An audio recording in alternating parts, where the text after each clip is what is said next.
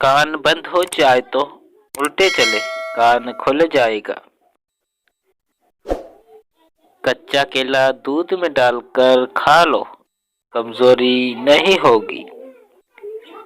काला नमक चाट लो, 70 साल तक गला बैठेगा नहीं। हिलाल चिड़िया का सूप बनाकर पीने से गले की कैंसर नहीं होती। कौवे का झूठा पानी पीने से ज़बां को चुप लग जाती है। ज्यादा बोलने वाली औरत को कौवे का झूठा पानी पिला दीजिए।